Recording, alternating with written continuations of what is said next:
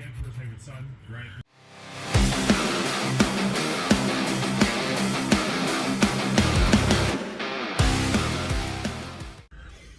Alright, I said in my previous video that I was going to put together a Warhammer video, and what I did is I'm doing a sketch from scratch.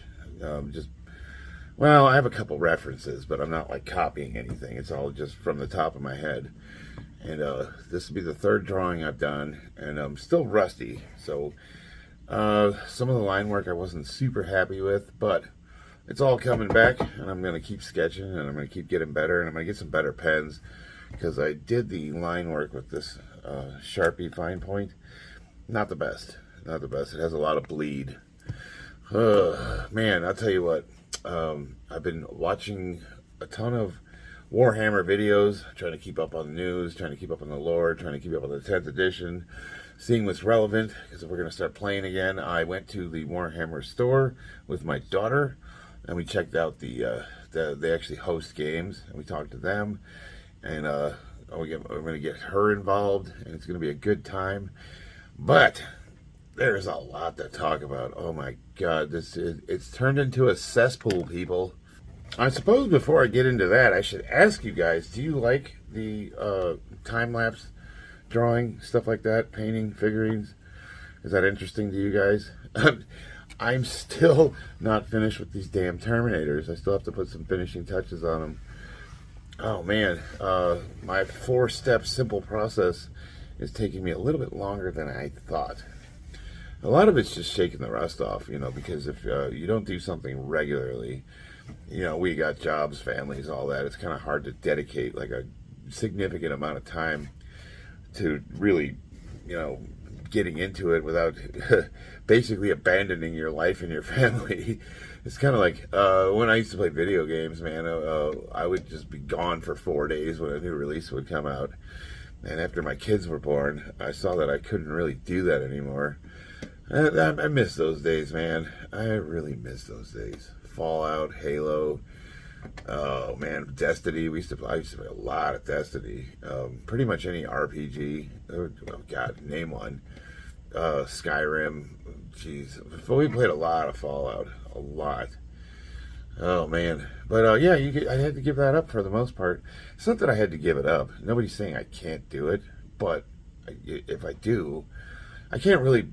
I don't know. It seems like I can't dedicate the time to really becoming top, like high level in any of those games, and without pissing my wife off, because she's like, "Hey man, you gonna like spend any time with the family?" That's the same thing with the Warhammer figurines, you know. It's so easy. I call it the forward-only time machine, because as soon as you start painting, time just starts flying, and next thing you know, it feels like 15 minutes, and it's been 2 hours. No bueno. So, once again, I have to clear up an argument that I thought I stated my case like a million times over, but I keep getting the same comments. And those comments are essentially, what is the problem with female Space Marines? What's the issue with it? What's the big deal? And it's like I keep repeating myself over and over and over again. All the videos say the same thing. There is no issue specifically with having a female Space Marine or female Custodes. The issue I have is the motivation behind the change. And we all know what that is. Right now, there's some popular releases that are about to come out. The Warhammer game's about to come out. There's a new Assassin's Creed. There's a game called Helldivers.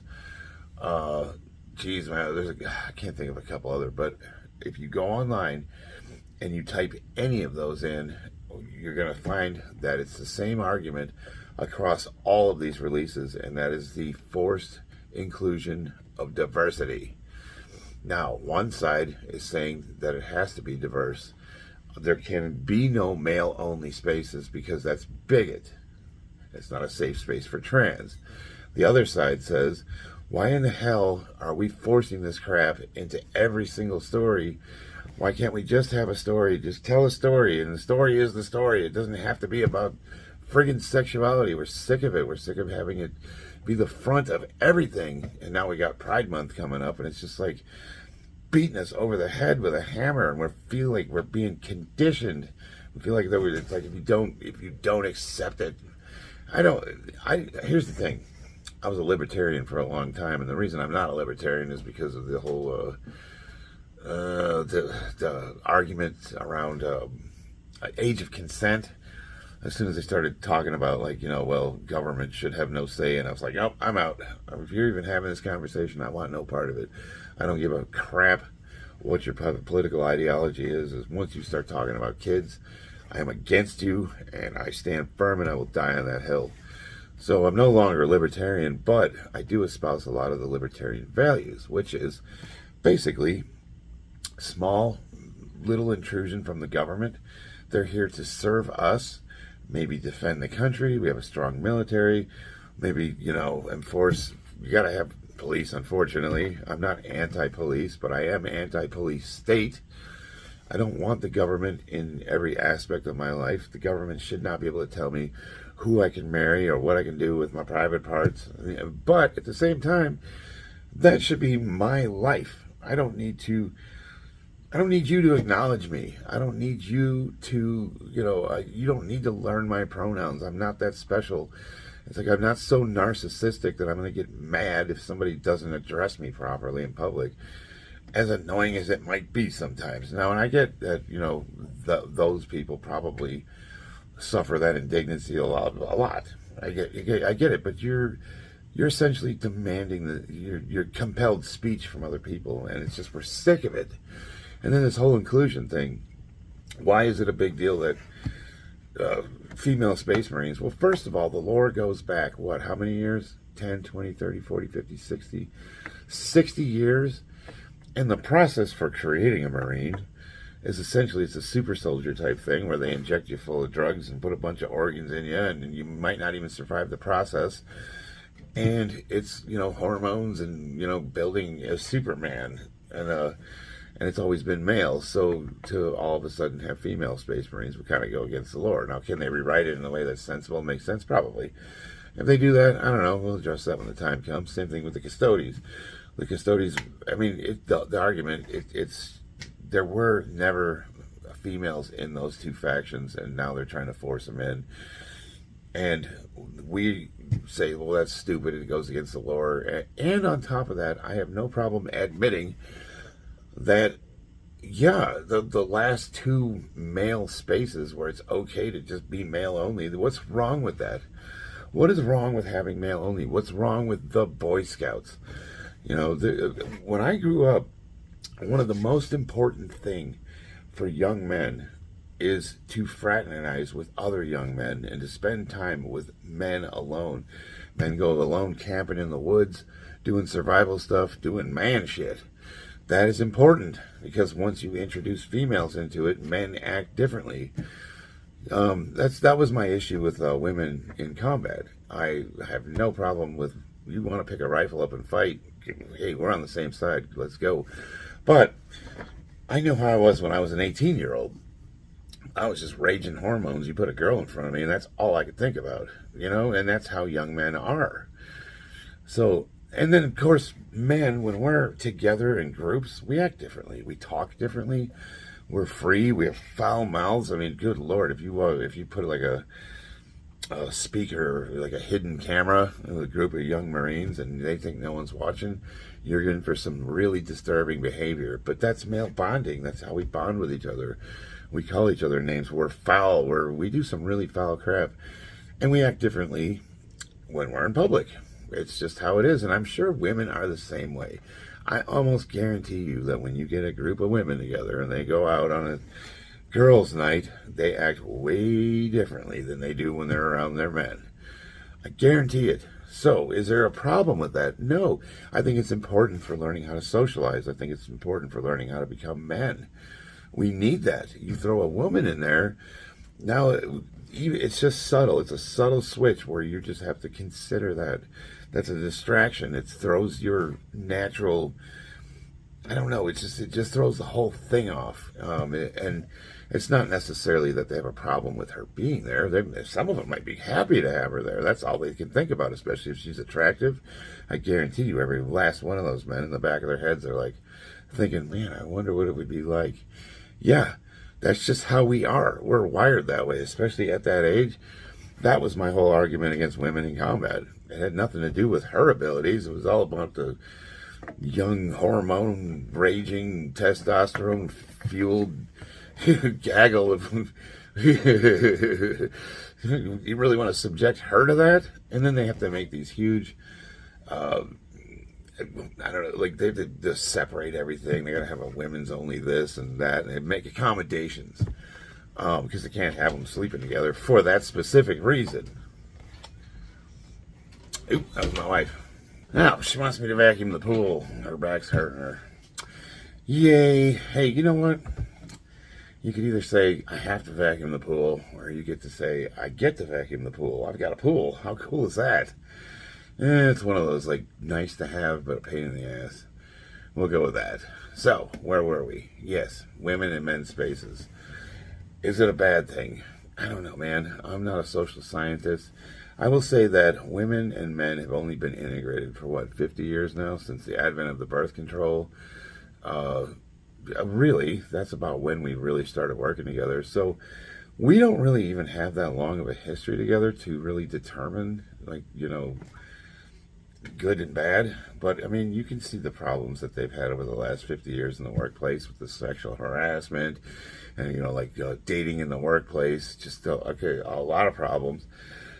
And I liked working with the women I worked with. I worked for a woman boss when I worked for Richardson, when her sister worked with me, and it was all girls, her friends in high school, that whole department. I was the only man in that department. Well, there was a couple of us. But she was a great boss. I had a blast. We still hang out to this day. My wife and them are all friends. So I had no issues with that. And she was my boss. And I'll tell you what, if you screwed up, she let you have it. But it's like, I could still, go after work and hang out with the boys, you know what I mean? What if you came and told me that I could no longer do that? Me and the guys are going to go hang out at the bar after work. And you're like, no, you can't just be men. You have to have women with you.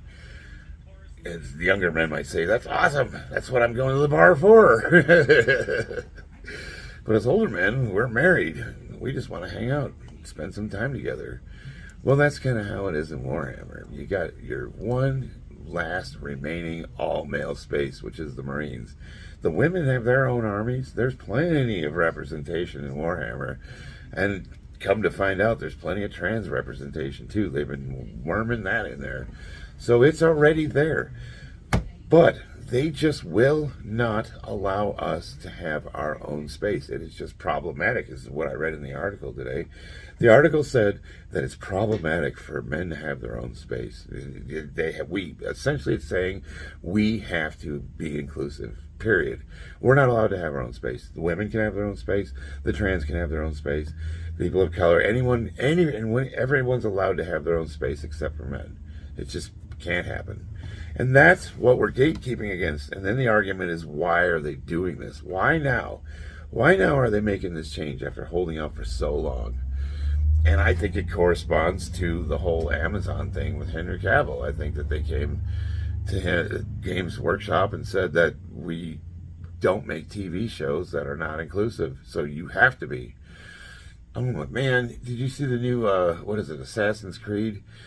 That one black historical samurai, what's his name? And he's actually a real based off of a real character in real life. Now his exploits, some of that comes to question, but regardless, he was based on a real person. So I wonder how the Japanese feel about them finally making a samurai and then not even including a Japanese person. And then the female, the ninja, she's a badass. She could beat up all the men by herself. And of course, she's a lesbian. He's gay, she's a lesbian. And they made sure that everybody knew it. It's part of the story. Why? Why can't you just have a game with samurais? Go out there and chop stuff up with your ninja sword. What is it? Why does everything have to include sexuality?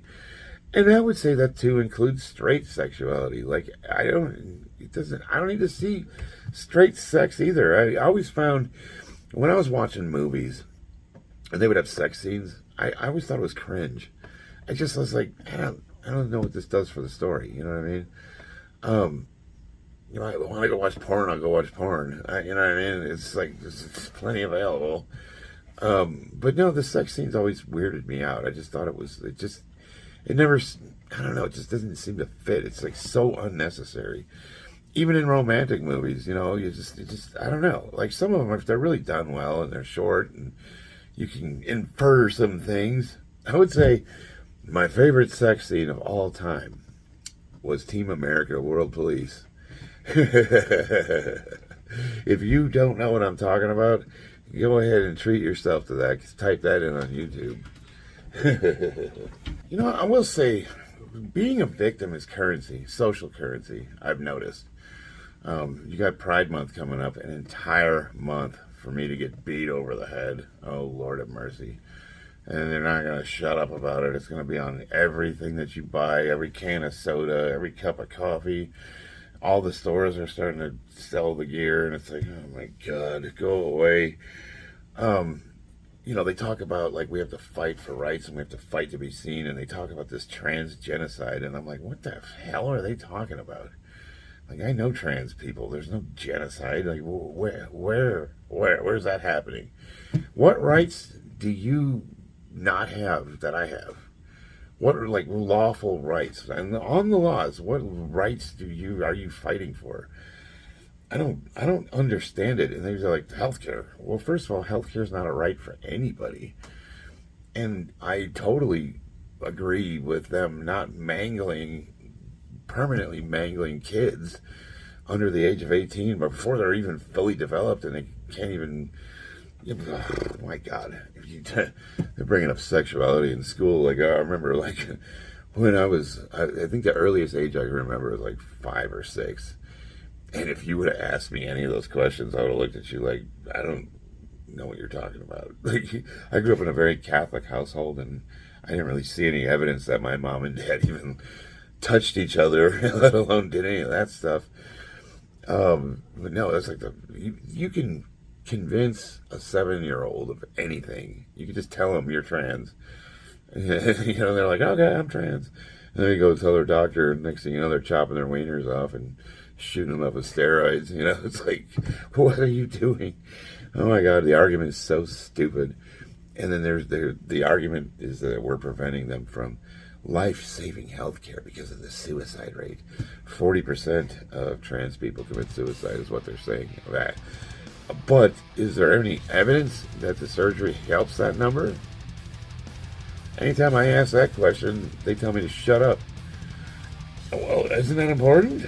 Like, does it actually help that number? I mean, that's horrific. I don't want anybody to hurt themselves. But does that number actually help? Does it do anything? We have no science. We have no data to back up anything because we haven't been doing it long enough. And they're making these permanent, irreversible, horrific botched surgeries to these kids. And then if they change their mind like you would, because we all go through phases growing up, there's nothing they can do about it. You're living with it, buddy. That's all I'm saying. We don't allow under 18-year-olds to get tattoos. Why would we let them do a life-altering surgery that's irreversible? The whole thing just blows me away. And then they say I'm a bigot and a Nazi for just asking questions. Like, what are you talking about? Jesus Christ. Oh, man, the whole thing just blows me away. I'm just so sick of all of it. This country, I don't know what's happened to it, but it used to be. See, here's the thing. I'm not for or against anything. I am an individualist. What we talk about is personal responsibility. So if there's something wrong in our lives, we look inwards to see where we're going wrong and to see what we need to do to fix it. I don't demand the world change to suit my mental illness. You know, it'd be like when I was an alcoholic and drinking, heavily. And you would say, well, you should probably stop drinking. But then they would say, well, you just let him live his life, let him live his truth. Why are you trying to prevent him from being his, his honest, true self? Which is what, a gutter drunk and would die of cirrhosis? Yeah, we should encourage that. If you're a heroin addict, here you go. Here's some fentanyl for you. You wouldn't want to, prevent him from living his true self, his honest self. It's just, oh my God, the whole argument is stupid. But I digress. I just, I want to gatekeep what little tiny bit we have left in Warhammer, and I think that you've heard the argument. I'm against the change, and I hope they don't do it, but if they do, well, just one more thing we've lost. Just line them up, shoot them down, bing, bing, bing, bing. There'll be nowhere left for us to go. But you know what? There's enough of us where we could just start doing our own thing, if you think about it. Hopefully that day happens.